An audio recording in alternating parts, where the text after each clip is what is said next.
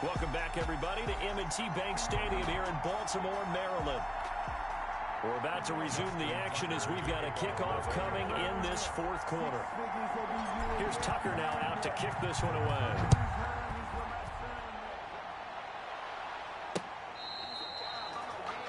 The Bengals take over 1st and 10 at their own 25-yard line. Cincinnati now ready to take the field. And let's face it, this drive is not going to have any bearing on this game, but it's kind of important for one reason, isn't it? It certainly is. You got to get points. And okay, all right, I'm being facetious here, but you get points. Now Burrow loses the football.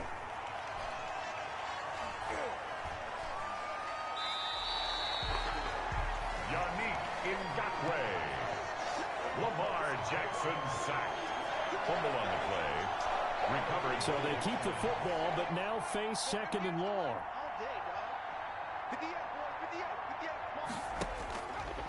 From the shotgun, it's Burrow. Got an open man. That's C.J. Uzomah. And I think the ball's out. And it's picked up by the Ravens.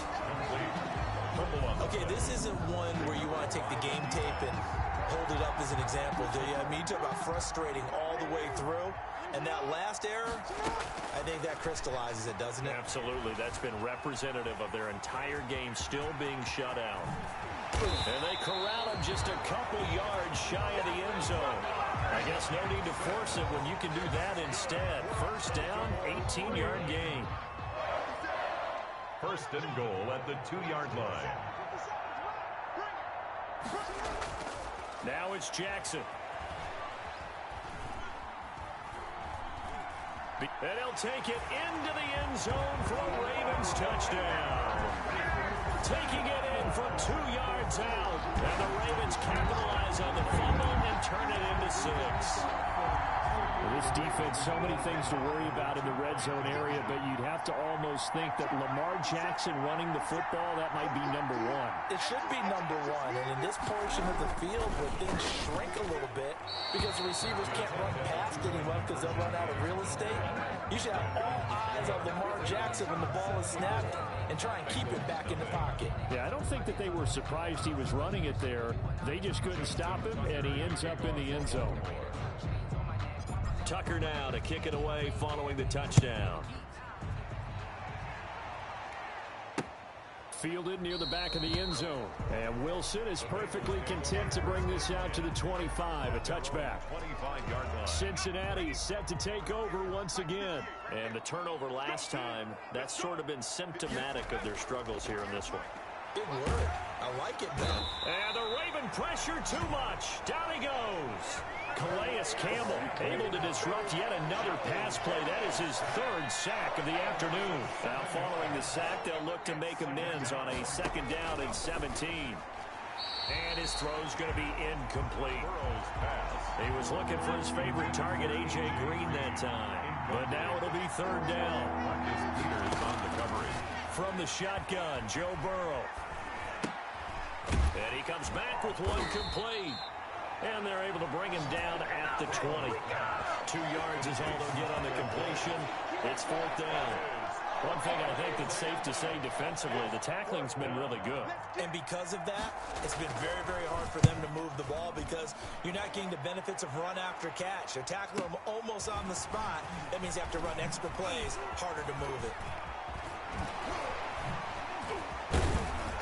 And we are inside of 2 minutes left in this lopsided affair.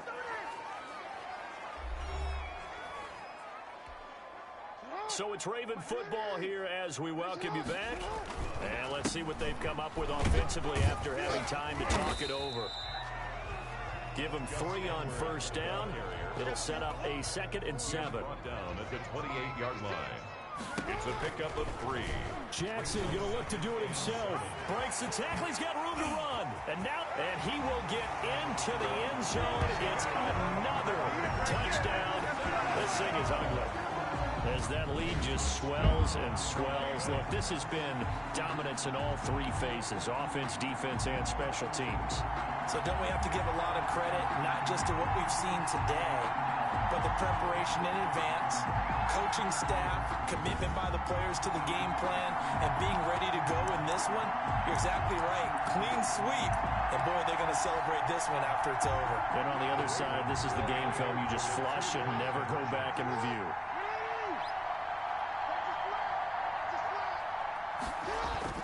Jackson now.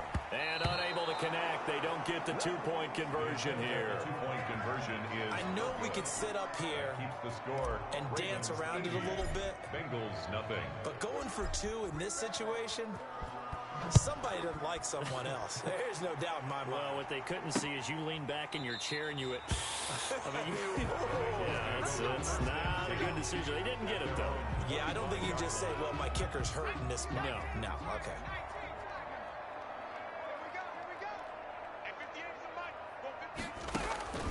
They will throw on first down with Burrow. And time finally runs out. He can't get rid of the football, and he's taken down. Yannick Ngakoue. He's the one that got home and takes him down for a loss of 9. After the sack, it's 2nd and 19, and the road gets a bit tougher from here. He gets this in the hands of Mixon. Call it a 1-yard gain on the play. And they're going to face an uphill battle here on 3rd and long.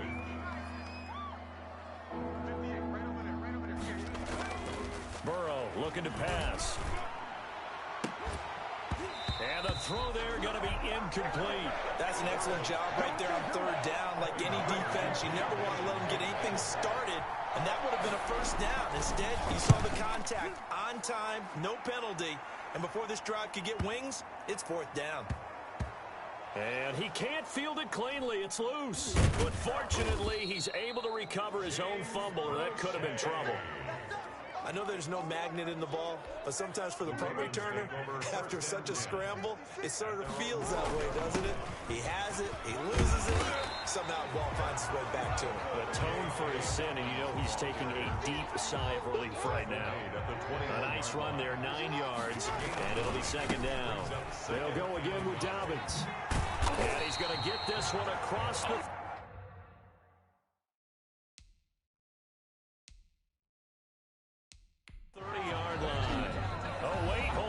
A timeout has been called, seemingly silly, with 1 second remaining in this game.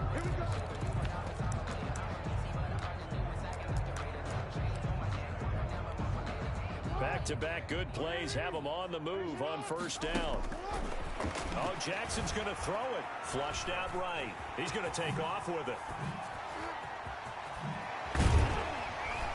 And they've got it well across midfield. Down to the 40 before it's all said and done. Shut him down! Let's do this!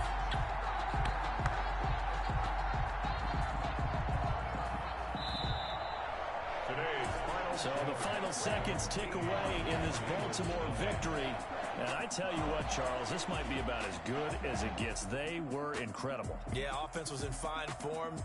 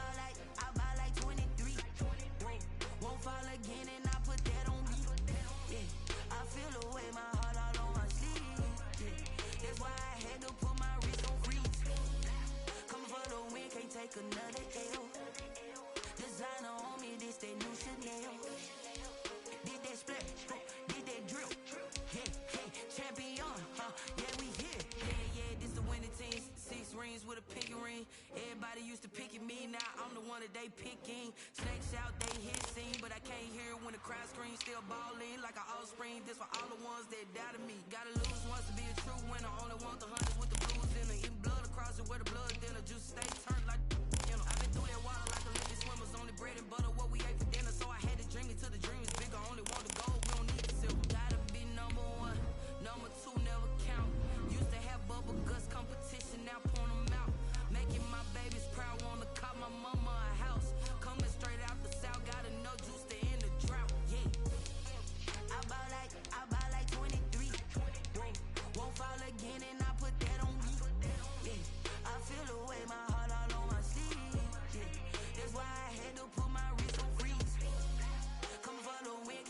another L.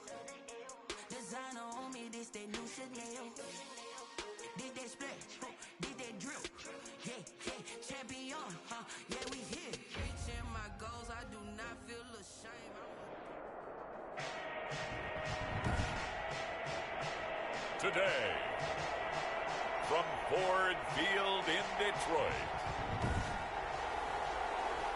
this is the National Football League. The ball on the tee, we're set for football, and we are underway from Ford Field.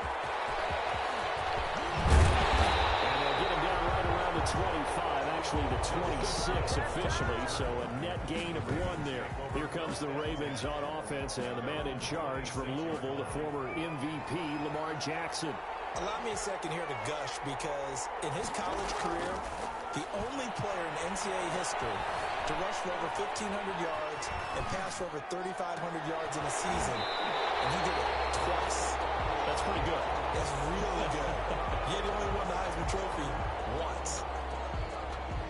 So the big play gets him across midfield now for 1st and 10. Jackson now off the bootleg. And he finds a man with a crossing route. All the way in for a Ravens touchdown.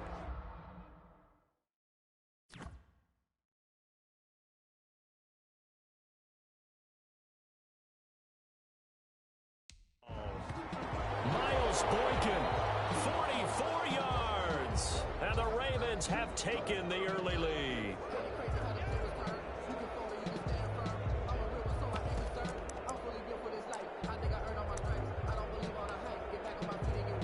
John Harbaugh thought about it, and now his guys are going to go for the 2-point conversion. Jackson buying time to his left. And he's brought down. 2-point conversion is successful. That makes the score.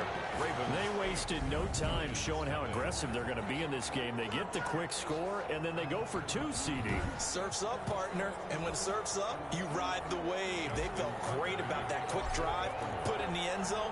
Why not go for 2? They felt comfortable with the play call that they had. And the home crowd loves it. Taken about 7 yards deep. And they'll bring it out to the 25 as Agnew elects for the touchback. 25-yard line. Stafford and the Lions now have it 1st and 10 at their own 25-yard line. They'll run for the first time with DeAndre Swift. And he's upended after a gain of 2 out to the 27. Certainly a nice job there by the defense rallying to the football and getting him on the ground, but I think the play gets made by the defensive front, because if they can't get upfield, their job is to go ahead and get low, almost get into a ball sometimes, stack things up, and make it difficult for the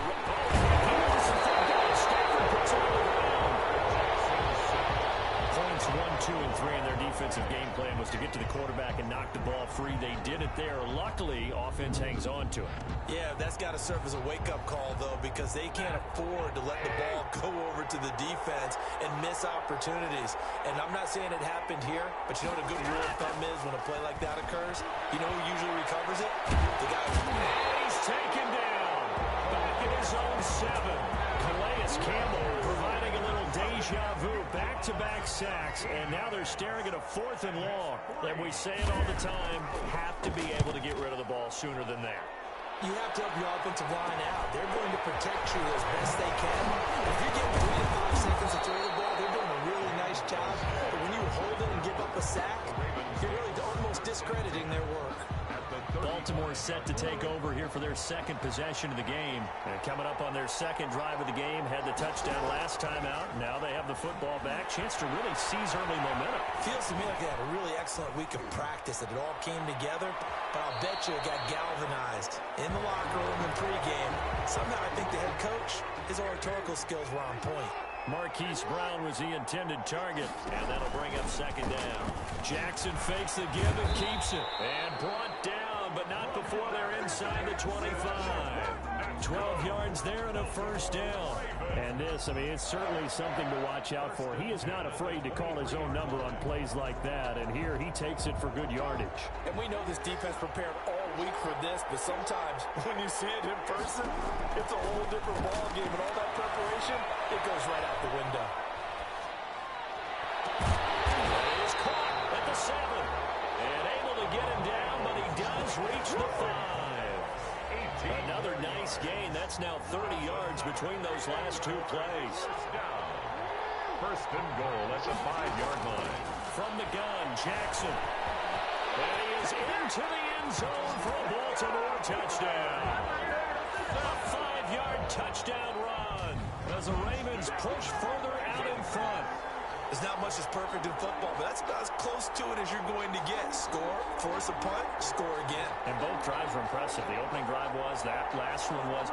Now on the other side, though, what's your psyche? You're really behind the 8 ball. You got to make sure you just hold in there. Survive the early storm, relax a little bit, and try and get back to your game plan. It's way too early for panic.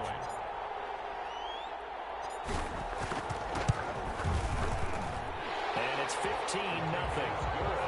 A drive there of just 4 plays. And it was capped off by the touchdown run that came from Lamar Jackson. Justin Tucker to kick off for Baltimore. Tucker now to kick it away following the touchdown. Well, they're going to mark that where it went out of bounds. So really good starting field position up past the 40-yard line. And that drives coaches insane, doesn't it? When they see that happen, it just doesn't feel right, does it? Plus, you're giving up yardage. On first down, Stafford here.